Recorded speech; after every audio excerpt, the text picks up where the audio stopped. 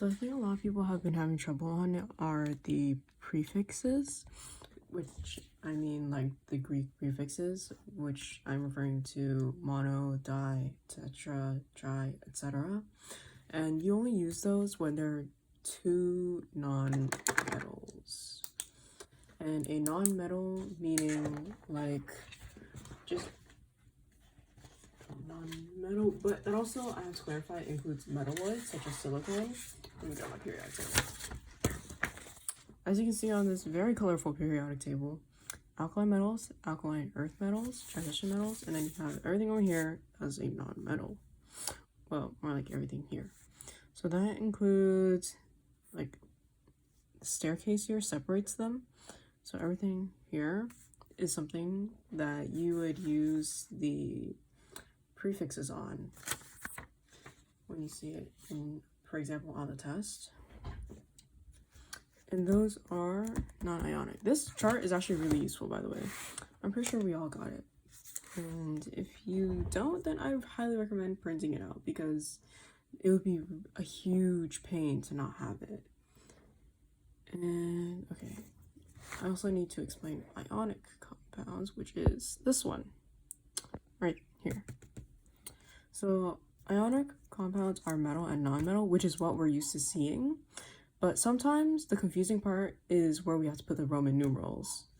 And you only put the Roman numerals if it's transition metal with a varying charge.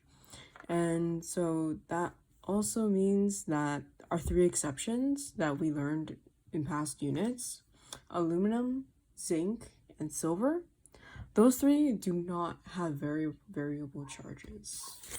I'll pull this out again to explain variable charges a bit because I feel like a lot of people get confused by it because it just sounds so confusing. But essentially it just means that, you see how group 1 here, the alkali, or no, not alkali earth metals, the alkali metals, they have a +1 charge. Everything in this column is going to be a +1 charge no matter what. Like sodium, +1, and so is francium. And then you have alkaline earth metals, +2, and then over here we have all the non-metals. But you see how it doesn't say any of these plus or minuses at the top here for the transition metals? That's what we mean when I say varying charges. It's that they do not have a set charge that they will be every single time you see them on a test. Sodium, every time you see it on a test, it's going to be +1. But like silver, silver is going to be something that you see all the time as +1, zinc +2, and aluminum here +3. But chromium is a good example, way better than silver. Chromium is a good example because sometimes you might see it as, oh, +2 or +4, just depending on the ion that it is. That covers that. And then what's next? Whew. Okay.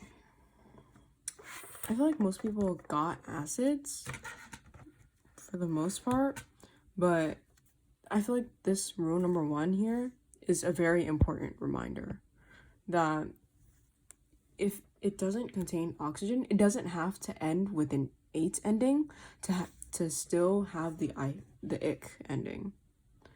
See how it says if an acid does not contain oxygen, then you would put hydro-ic.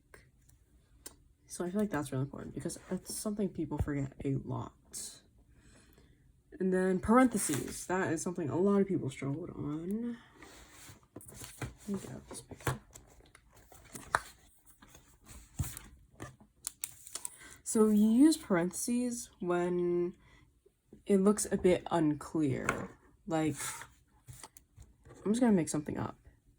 SN tin CO3, and then let's say the tin has a 4 charge, 4+, and carbonate here has a +2 charge. I lied, it's -2. Brain is not braining. Okay, so obviously you do the switcheroo thing, and then you only need 1 tin and 2 carbonates. Doesn't this look like it's, let me zoom in.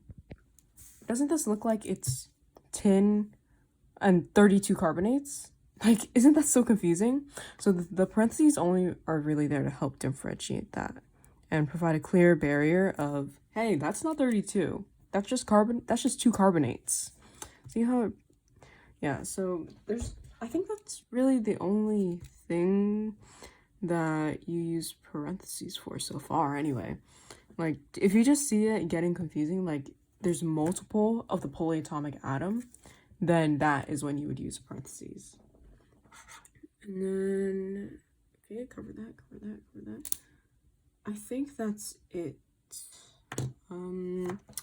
Actually, let me quickly go over the prefixes and define them so that people just have it on hand.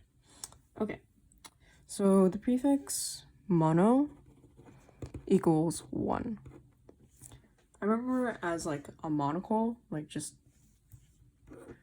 remember that thing that you see, like that penguin dude that sells, no, not penguin, the peanut dude on the peanut commercials? Yeah, he wears a monocle, which means 1.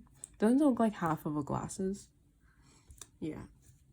And then di is 2, tri 3, tetra 4, which we remember by tetrahedral, which was in our electron geometry unit, probably one of the most hellish units ever. And then penta is 5, hexa 6, hepta 7, octa 8, nona 9, deca 10.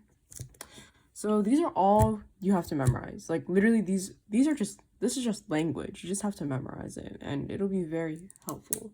And some of these you can find correlations in our English language today, which will probably help a lot. So I think that's it. Oh yeah, the thing that Mr. Oda keeps stressing, mono doesn't go on the first element, but it goes on the second element, always. I don't think I have anything else I want to say.